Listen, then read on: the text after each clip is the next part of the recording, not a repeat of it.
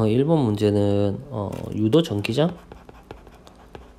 패러데이 법칙에 의한 유도 전기장에 대해서 알아보라고 얘기를 하는 건데, 일단 유도 전기장에 이제 두 가지를 물어보는데 방향과 크기에 대해서 먼저 찾아야 되는 겁니다. 일단은 뭐 기본적으로 그림이 나타내고 있는 것이기 때문에 우리가 패러데이 법칙을 먼저 쓰면 TL이라고 쓸게요.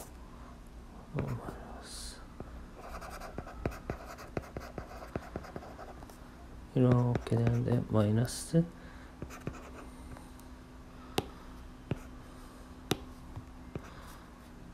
A, 이게 면적이겠죠. 코사인 세타 T분의 DB. 여기에 있는 자기장의 변화가 유도 전기장을 만든다, 이 내용인데, 이제 면적과 이건 면적의 자기장과 면적에 대한 법선 벡터 사이각이고, 이게 다 프로덕트 있다, 이것만 생각하면 되는데, 여기에서 이제 솔레노이드 되니까 여기에서 뭐라고 하냐면, 솔레노이드 내부에 유도 전기장이 반시계 방향 형성되기 위해서 어떻게 되냐라고 하면, 이제 전기장의 방향은 유도 전류의 방향과 같습니다. 이 유도 전류의 방향은 이걸 결정하는 것은 오른나사 법칙에 대해서 생각해야 되는 건데, dt분의 db가 0보다 크냐, dt분의 db가 0보다 작으냐에 대해서 나타내야겠죠. 이때 이제 b가 들어가는 거, b가 나오는 거.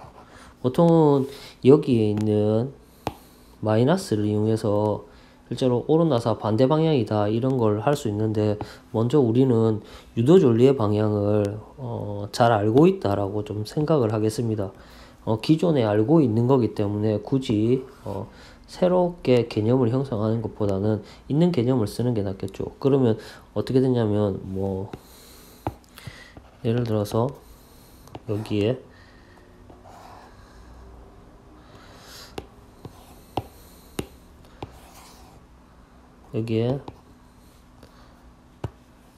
들어가는 자기장이 있다. 예를 들어서 이건 네 가지 경우가 있는데, 이때 dt분의 db가 0보다 크면 어떻게 되냐면, 이것의 의미는 들어가는 자기장이 많아지고 있다는 겁니다. 그러면 자속의 변화를 일정하게 유지하기 위해서 다시 나오는 자기장이 형성해야겠죠. 이것에 의해서 유도 전류가 오른나사 법칙에서 이렇게 형성되게 될 겁니다. 이게 유도 전류의 방향이죠. 유도 전류 방향. 이 유도 전류 방향과 유도 전기장의 방향이 같다라는 겁니다. 지금 같은 경우에는 들어가는 자기장이 dt분의 db가 0보다 크다라고 하는 것에 대해서만 알면 됩니다. 다른 예를 들면, 예를 들어서 이렇게 나오는 자기장이 dt분의 db가 0보다 작다. 이 말은 어떤 의미를 가지고 있냐면, 나오는 자기장이 줄어들고 있다는 걸 의미합니다. 나오는 자기장이 이제 세기가 줄어든다는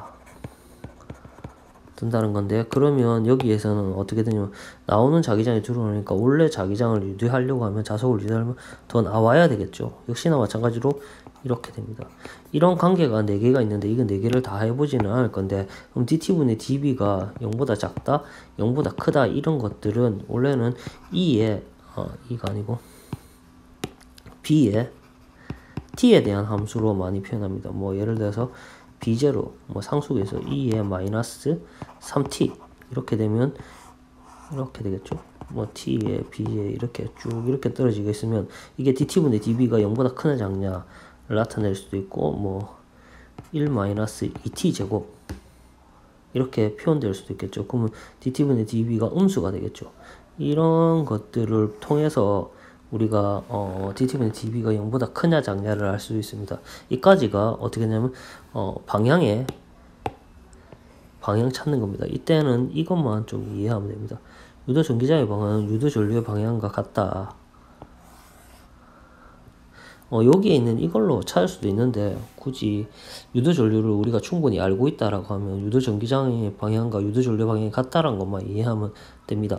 그랬을 때 이제 크기에 대해서 한번 알아보겠습니다. 크기는 두 번째, 원래는 이게 1번이 있으니까 2번, 3번, 4번 다 있습니다. 여기에 있는 크기를 한번 알아보려고 하면 이렇게 되어 있는 상태에서 우리가 쓰고 있겠죠. 여기에는 X가 있고 여기에서 R만큼 떨어져 있을 때 각 지점의 내외부에 대해서 그러면 이 지점에서 이렇게 R1이 이렇게 되어 있는 내부와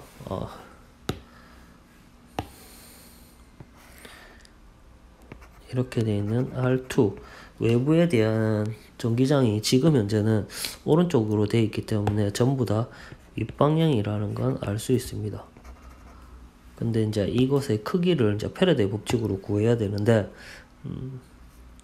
이 전체 반지름 솔레노이드 원형의 반지름을 라지알이라고 하면 E에 DL에 이거 이 원형이기 때문에 다 프로덕트가 이게 이 길이를 이 방향을 전기장과 나라는 방향으로 다 프로덕트를 풀려가면 원으로의 방향을 잡으면 됩니다. 마이너스 A의 코사인 세타의 T분의 dB 이렇게 쓰면 되겠죠.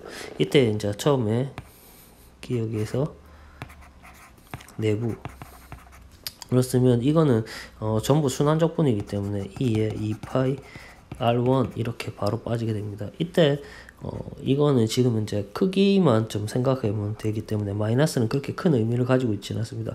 이때 이제 면적이 어떤 의미를 가지고 있냐면 이때 이제 대부분 가우스 법칙이나 다른 걸 많이 했겠지만 이 안에 있는 자속의 변화만이 이 내부에 있는 면적에 의해서만 변화가 이 지점에 전기장을 만드는데 영향을 준다는 겁니다.